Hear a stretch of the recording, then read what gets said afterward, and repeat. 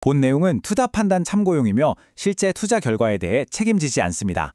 반갑습니다. 주식으로 세상 이해하기, 여러분의 생존 파트너 시니어 퀀트입니다. 제가 2008년 금융위기부터 코로나 팬데믹까지 모든 폭락장에서 살아남으면서 배운 게 딱 하나 있습니다. 바로 위기 속에 진짜 기회가 숨어 있다는 거죠. 오늘 데이터가 바로 그 기회를 가리키고 있습니다. 지금부터 그 숫자의 의미를 파헤쳐 보겠습니다. 자, 시장이 12% 폭락하면 보통 어떻게 하시나요? 아마 대부분의 분들이 패닉에 빠져서 매도 버튼부터 찾으실 겁니다. 그런데 말이죠. 만약 데이터가 바로 지금이 2026년 최고의 어쩌면 단 한 번뿐인 매수 기회라고 소리치고 있다면 어떻게 하시겠습니까? 오늘 이야기는 바로 그겁니다. 이 공포 뒤에 숨겨진 기회의 숫자에 대한 이야기죠. 그래서 오늘 이 복잡한 상황을 명쾌하게 정리해 드릴 겁니다. 먼저 이 폭락이 대체 왜 일어났는지 그 근본 원인부터 파헤쳐 보고요. 그리고 이 스태그플레이션이라는 유령의 정체를 밝혀내겠습니다. 다음 주 시장의 운명을 가를 FOMC 시나리오도 분석해보고, 그래서 우린 어떤 섹터에서 방어하고 또 어디서 공격해야 할지 구체적인 전략을 짜볼 겁니다. 마지막으로 제 모델이 뽑아낸 탑5 종목과 여러분이 당장 실행할 수 있는 액션 플랜까지 확실한 생존 지도를 그려드리겠습니다. 자, 그럼 첫 번째 퍼즐부터 맞춰볼까요? 자, 첫 번째 섹션입니다. 역사적인 폭락, 다시 쓰인 시장의 역사. 불과 며칠 전까지만 해도 사상 최고가를 외치던 시장이 어떻게 하루아침에 이렇게 무너져 내렸는지, 그 살벌했던 3월의 기록을 다시 한번 복기해 보겠습니다. 이 혼돈 속에서 우리가 배워야 할 교훈이 분명히 있습니다. 마이너스 12.06%. 와, 정말 엄청난 숫자죠. 이게 그냥 단순한 하락률이 아닙니다. 2001년에 있었던 9.11 테러 때보다도 더 크게 떨어진 대한민국 증시 역사상 최악의 하루로 기록된 날입니다. 코스피, 코스닥 양쪽 시장 모두 거래가 중단되는 서킷 브레이커가 동시에 터졌으니까요. 말 그대로 패닉 그 자체였던 겁니다. 자, 이 표를 한번 보시죠. 정말 무시무시합니다. 3월 4일에 12% 폭락했다가 바로 다음날 9.6% 폭등합니다. 이게 바로 채찍 효과라는 건데요. 감정적으로 대응하는 투자자들은 여기서 완전히 녹아내릴 수밖에 없어요. 왜냐? 공포에 질려서 손절했더니 다음날 폭등하니까 아차 싶어서 다시 추격 매수하게 되거든요. 이런 식이면 계좌는 그냥 순식간에 사라집니다. 하지만 저희 같은 퀀트들은 바로 이런 극단적인 변동성을 기회라고 봅니다. 이게 바로 초과 수익, 즉 알파를 만들어내는 원천이 되는 거죠. 좋습니다. 그럼 도대체 왜 이렇게 시장이 무너진 걸까요? 그 근본 원인을 파고 들어가면 시장이 가장 무서워하는 유령, 바로 스태그플레이션이라는 단어가 나옵니다. 경기는 침체되는데 물가는 오르는 정말이지 최악의 조합이죠. 이 딜레마를 이해하는 게 지금 시장을 읽는 핵심입니다. 스태그플레이션, 말이 좀 어렵죠? 쉽게 말해서 경기는 멈추는데 스태그네이션, 물가만 오르는 인플레이션 상황이에요. 이게 왜 최악이냐면 중앙은행이 쓸 수 있는 카드가 없어져요. 경기를 살리려고 금리를 내리면 물가가 더 폭등하겠죠. 그럼 물가를 잡으려고 금리를 올리면 안 그래도 안 좋은 경기가 그냥 박살이 나버립니다. 이러지도 저러지도 못하는 정책 당국이나 투자자나 정말 답이 없는 상황인 거죠. 불과 한 달 전만 해도 시장 분위기 어땠나요? 연착륙이다, 이제 금리 내릴 일만 남았다 하면서 다들 장밋빛 미래를 그리고 있었잖아요. 그런데 현실은 어땠습니까? 갑자기 나타난 두 개의 데이터가 그 환상을 그냥 박살 내버렸습니다.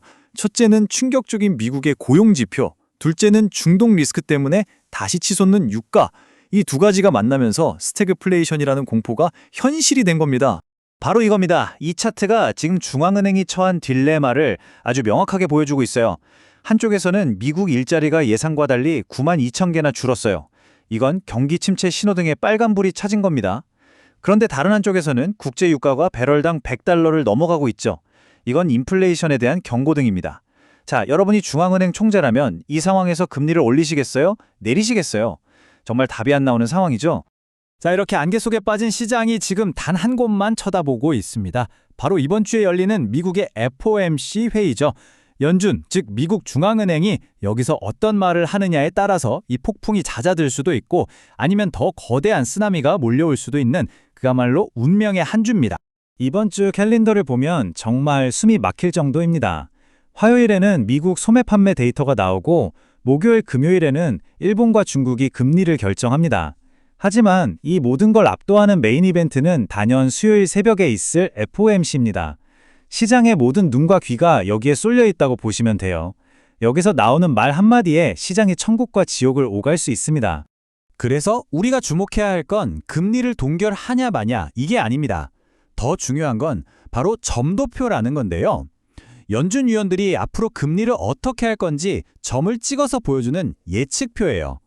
여기서 두 가지 시나리오가 나옵니다. 기본 시나리오는 경기는 안 좋지만 유가 때문에 인플레이션이 더 무서우니 일단 금리는 동결한다. 이 정도만 나와도 시장은 안 도랠 일이 보일 수 있어요.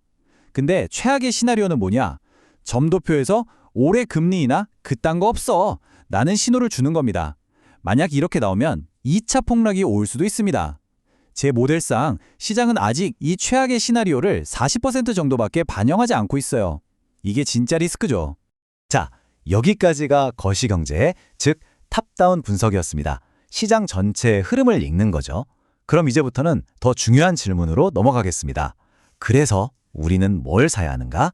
혼돈 속에서 기회를 찾는 구체적인 섹터 전략, 바텀업 분석을 시작합니다. 자, 여기서 잠시만 멈춰서 구독자 여러분께 질문 하나 드려보겠습니다. 지금 같은 시장, 그러니까 경기도 안 좋고 물가도 오르는 이런 환경에서 여러분의 소중한 돈을 어디에 두시겠습니까? 어디는 피하고 또 어디를 공격적으로 사야 할까요? 제가 정답을 말씀드리기 전에 여러분 스스로 한번 답을 내려보세요. 이게 정말 중요합니다. 제 퀀트 모델이 내놓은 답은 아주 명확합니다. 방어와 공격을 동시에 하라는 겁니다. 먼저 반도체와 AI 섹터 비중을 40%까지 공격적으로 확대해야 합니다. 왜냐? 지금 시장에서 유일하게 실적 전망치가 올라가는 섹터거든요. 이건 명백한 바이 더 딥, 즉 저가 매수 기회입니다. 그리고 또 하나, 방산과 우주항공 비중을 15%까지 늘립니다. 이건 구조적으로 성장하는 산업이면서 동시에 지금 같은 지정학적 리스크에 대한 완벽한 보험, 즉 해지 수단이 되기 때문입니다. 나머지는 기존 비중을 유지하고요. 이게 바로 데이터에 기반한 전략입니다. 좋습니다. 섹터 전략까지 세웠으니 이제 이 바구니를 어떤 종목들로 채울지 구체적으로 들어가 보죠. 제가 선택한 탑5 종목, 이 위기를 뚫고 나갈 우리 포트폴리오의 핵심 공격 수이자 수비수들입니다. 이건 그냥 감으로 찍은 게 아니라 철저한 데이터 분석과 펀더멘털을 기반으로 골라낸 종목들입니다. 바로 이 5개 종목입니다. 제가 각 종목을 왜 골랐는지 그 핵심 이유 딱 하나씩만 말씀드릴게요. 삼성전자, HBM4 시장에서 점유율을 회복한다는 시나리오에 베팅하는 겁니다. SK하이닉스, 말할 것도 없죠. AI 메모리 슈퍼사이클의 최대 수혜주입니다. 한화에어로스페이스는요, 이미 쌓여있는 수주 잔고가 너무나도 튼튼해서 지금 같은 불경기에 최고의 방어막이 되어줄 겁니다. 현대차는 이제 자동차 회사가 아니죠. 로보틱스와 물리적 AI 기업으로 재평가받을 일만 남았습니다. 마지막으로 삼성바이오로직스, 미국의 생물보안법이라는 규제가 오히려 이 회사에게는 엄청난 기회가 될 겁니다. 각 종목마다 명확한 투자 이유, 즉 알파 드라이버가 있는 거죠. 자, 이제 거의 다 왔습니다. 가장 중요한 시간이죠. 지금까지의 모든 분석을 여러분이 당장 오늘부터 따라할 수 있는 구체적인 행동계획, 플레이북으로 정리해드리겠습니다. 아무리 좋은 분석도 실행하지 않으면 아무 의미가 없으니까요. 보시는 것처럼 이게 제가 추천하는 포트폴리오 배분입니다. 핵심은 균형 잡힌 기회입니다. 40%는 반도체라는 확실한 공격수에 투자해서 시장 반등의 과실을 놓치지 않고요. 방산, 로봇, 바이오 같은 섹터로 수비를 탄탄히 합니다. 그리고 가장 중요한 것, 20%의 현금. 이건 우리의 생명줄이자 시장이 한 번 더 출렁일 때 쓸 수 있는 최고의 무기입니다. 시장이 오르든 내리든 우리는 살아남고 결국 이길 수 있는 구조를 만드는 겁니다. 그리고 이건 제 20년 투자 경험을 압축한 생존을 위한 3가지 철칙입니다. 이건 그냥 무조건 지키셔야 합니다.